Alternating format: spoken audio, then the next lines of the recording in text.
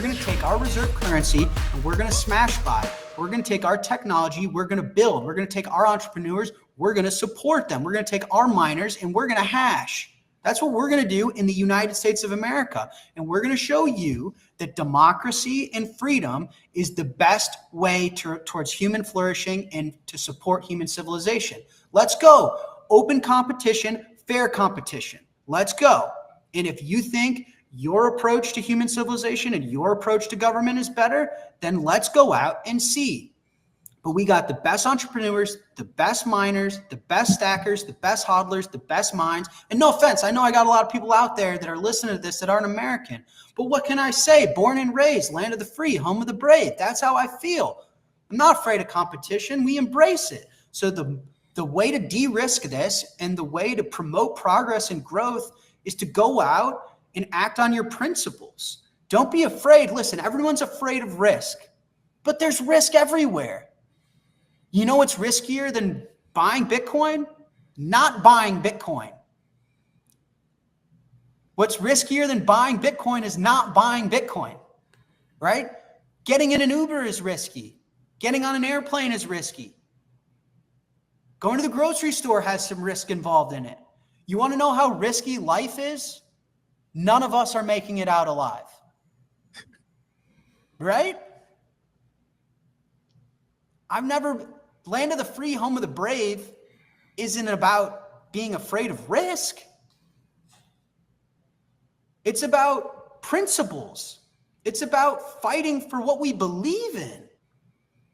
Let's go. I'm glad I played this clip today. I needed that energy right now straight into my veins because we're absolutely killing it, man. It's incredible to just see Bitcoin winning. And actually, we were talking before the show with John and Wesley before Nico popped in that we're seeing a lot of talk about strategic Bitcoin reserves right now. It's been the newest trend in the world. I would argue, every nation has to be talking about this, but all of the big nations are at least kind of signaling that they are going to do something with it.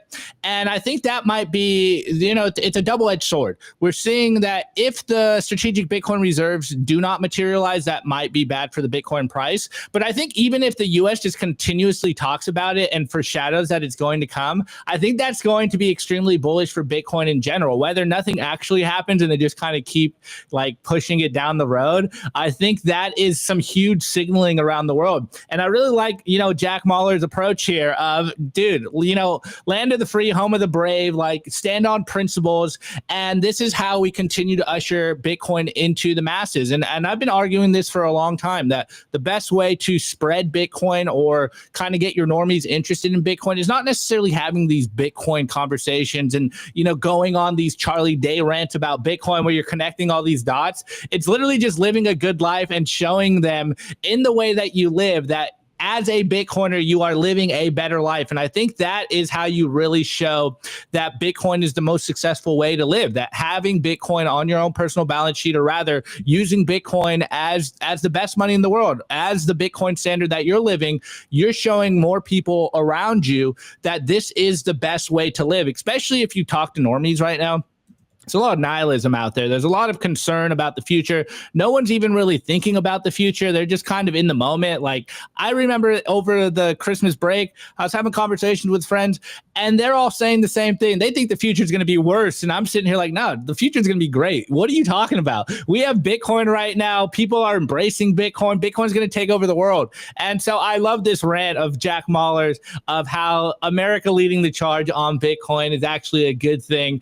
And we're standing on principles. We're standing on business here at Simply Bitcoin today, especially when you follow the initial news story that we talked about. Of course, JP Morgan is kind of backsliding on their Bitcoin position and just following up with that of like, this is what you need to be doing to live a good life, is to continue to stack Bitcoin. I think those two combined stories are just like very hard signal for the normies out there. If they're watching, I think this is just Bitcoiners here. But if you're not fully a Bitcoiner yet, I hope that hit you in the feels. I hope you're getting a little bit of FOMO and you get a little gut kick of, yeah, I need to go deeper into Bitcoin. Okay, so giving Nico a little break, I'm going to pass it over to Wesley first and foremost. Wesley, what's your thoughts on that Jack Mallers clip? One, I realized I just bought that hat, so hopefully I don't look like a poser. But I I mean I think that's exactly what like Trump means when he says we're gonna make Bitcoin in America. Is that, look, all right, this thing's happening, it's not going away, and so we need to do it the best. And we kind of already are. I mean, we have most of the Bitcoin is held in the United States. Um, Really, the big uh, component the U.S. is lacking is the manufacture of the miners themselves. Like almost all of the machines are coming from China. I know Intel was trying to do something with Square or Block, but I think they, paper handed whenever we had that little dump a couple years ago. So I agree. I mean, as an American, I want America to be the best place to do Bitcoin. That's one of my goals here at Bitcoin Bay, is to make the Tampa area the best place to do it in the U.S. But I agree. If you Everyone's like, oh, I can't afford it, and I'm like, you can't afford not to have it. It's people are like, it's too expensive, it's too volatile, and I'm just like, it's been 8 years, of me telling you guys to buy this stuff, and you're gonna be just as upset at 250K that you didn't buy it now than you are that you didn't buy it at 50. Unfortunately, some people, not everyone fits on the arc, I guess, is kind of where we're at. But I agree. I agree with Jack. I think we need to create the environment here in the U.S. to, because capital goes where it's treated best. And if the Elizabeth Warrens of the world get their way, people are going to leave. I know a lot of my guys are nomads and are looking for jurisdictional arbitrage. If this place isn't, if America is not the best place in the world to be a Bitcoiner, the Bitcoiners are going to leave. And I think the current administration, the incoming administration, recognizes that, and I'll be very interested to see what comes out of the first 100 days. Love it. Totally agree. And yeah, I think it's very important we double down on that Jack Mallers quote. Like, it's risky not to own Bitcoin right now. It's riskier not holding Bitcoin than this perceived idea that it's too risky to own Bitcoin, especially when you think about many Americans. They really are wrapped up in the dollar, and the $1 equals $1 meme, when in reality they're losing their purchasing power. And when I know it's complicated to explain to your friends and family because you only get like 2 or 3 minutes to explain it, but just kind of hitting them with like, it's riskier not owning Bitcoin. Like, next topic. Like, let's keep it moving. This is all we really need to be saying. Anyways, John, I see you smirking. What's your thoughts on that Jack Mallers clip? Well, I mean, there was a lot of things to unpack there. He's got some strong patriotism, and this country was built by a few men who got tired of being oppressed by their government and felt like they needed to move on and revolt against that government. And a big part of that revolution was about money, and they, and getting away from a central bank.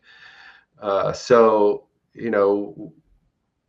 with this new money, we ought to be the leaders in the United States ought to be the leader in developing all the tools and things that will be built on the Bitcoin network, and in advancing that monetary network. The other thing is, he said, he brought up the inevitability of death.